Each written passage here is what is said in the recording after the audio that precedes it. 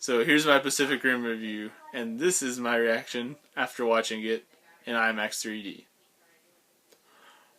Wow! Did you see that? That robot took a boat and smashed it into a monster. Wow! The entire action scene was awesome! I got to see it in IMAX 3D. I highly recommend that format for this movie because I honestly think if I ever watch it again, any other format it's not going to be as good. Because in IMAX 3D, the action scenes are bigger. The frames are just amazing. The sound effects are loud. Every shot in this movie is beautiful. When you look at some of the special effects, it's just amazing. So the director Guillermo del Toro, I think that's how you say his name, did a very excellent job with this movie. He delivers on what you're supposed to do with this kind of movie. The summer blockbuster action movie with giant robots fighting these monsters. And the action scenes deliver really well. The only action scene I had a problem with was the last one, but I'll get into that a little bit later. And this movie's human element is weaker than the rest of the film, but it is better written than Transformers. I'm saying critically, it's better written and better acted. The main star is Charlie. I think his name's Hunnam. That's how you say it. I thought he was pretty good. My only problem with him is there's this one reaction that they showed twice that I really did not like. But the rest of the time, it's right because his face is hard and he's gone through his tragedy, and it totally just fits his character for him to look the way he does and to act the way he does. And I really liked how they played off, and I really could root for this character. And making that kind of character easy to root for is essential because he's the main one, so you gotta care. Just a little bit, because the robots are awesome. But there are other parts of this film. You have to be able to get through them. Also, Charlie Day plays a scientist in it, and he was interesting. At first, I wasn't sure if I was going to like him because he was getting this. He's both funny and quirky, and it turns out that his character actually has a point in the movie. I was worried about that throughout the movie. I'm like, okay, I kind of like this, but I'm worried. Does this have a point? And Ron Perlman shows up, otherwise known as Hellboy, which Guillermo del Toro also directed, and I've seen Hellboy, and it was a good comic book movie, enjoyable, and he was funny in this role. It's a little bit, you could say that his role is excessive in a way because he's kind of is a fan service to those who followed Guillermo del Toro, and so, but it's still funny, and it works, and he's good in his role. And the best performance of the entire movie has to be Idris Elba. He is just awesome. Idris Elba is just a great actor, being in action movies and taking what he's doing seriously enough and coming off as a bad arse. He just really is a bad arse. I mean, he's in Thor, and he's Heimdall. He's got those different colored eyes. You're like, dude, you're awesome. And like when he breaks through the glass, you're like, yeah. And this movie's like that too. And if you've seen the commercial, you know that he gives this awesome inspirational speech, and it's just, he's like, today we are canceling the apocalypse. And I'm like, yes. Very good, and he's definitely just great at this role. And the acting as a whole, though, like, they're not great performances other than Idris Elba is great. The only problems I really have with the performances are something to do with the writing. I feel like at times that this movie gets to a point where everyone gets their speeches, and some of the speeches you didn't need.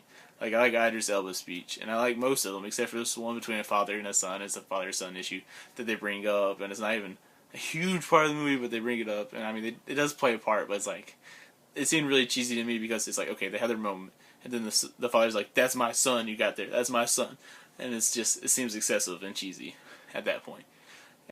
As for the plot, it basically centers around these creatures called kaiju, which show up, and at first they're there for a while, and then they think it's just a one-time thing, but they keep coming, they come more frequently, and so in response to that, because it's great devastating losses to stop them because it takes quite a while to destroy one because they're quite big. They have to build these things called Jaegers, which are giant robots, and these giant robots they use to fight, and they have two people that operate them. One person operates the right hemisphere and the left hemisphere, and you get that together, and that's how the robot works. And so it's important to note that while it's going on with most of the movie, the monsters are appearing more and more, and they're getting stronger and stronger, and they're adapting, so the fate of the world is basically at stake. It's a summer blockbuster, typical plot thing. There was 5 major fight scenes, and whew, boy, do they deliver. Except for the last one, like I said. The first 4, they're very inventive, non-stop action, just amazing the way they look.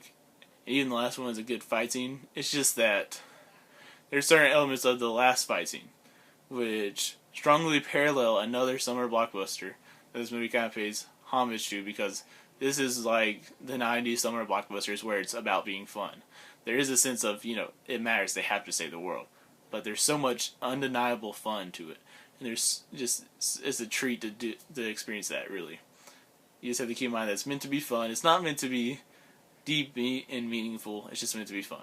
That in mind, the problems that come along throughout the film is that you would say at times it's kind of excessive, I would say, but overall the action scenes make it deliver.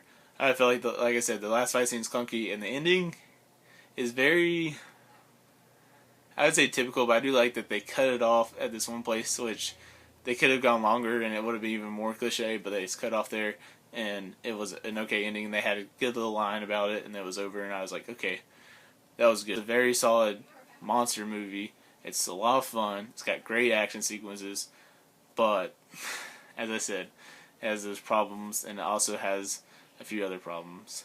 Some of the other problems included the fact that there's some plot holes that are very, very convenient for how the film turns out. It's just like, and I can't tell you what film it parallels because that totally ruins it, but I'll just say, if you've watched summer blockbusters, you'll know what movie it is when you watch the ending if you just think about other summer blockbusters that end in a similar way. Just replace the monsters with a different kind of creature and you'll figure it out. But either way, as a whole, Guillermo del Toro does what he needed to, which is deliver a really fun summer blockbuster movie, and it's totally worth seeing if you're in the niche audience, and if you are interested in if you like monster movies, then you'll enjoy them. But for all the reasons that I said, I give this film a 3.75 out of 5. So it's McDonald's and 3/4 of a chocolate chip cookie cake. So it's good. Could have been a little bit better, but it's a really solid film. And as an IMAX experience, it's definitely over 4 stars as an IMAX 3D experience. So if you're going to see it, I would recommend IMAX 3D. Hope you enjoyed. So tell me, how do you feel about the monster movie genre? Do you feel like it's just, do you think it's good? Do you think it's bad?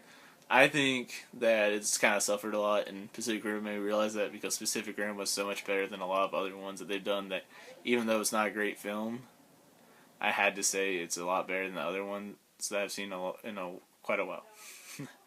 But anyway, just let me know what you think of the movie. Let me know what you think about the monster movie genre. Let me know what you think of my videos. Please give me a like and subscribe.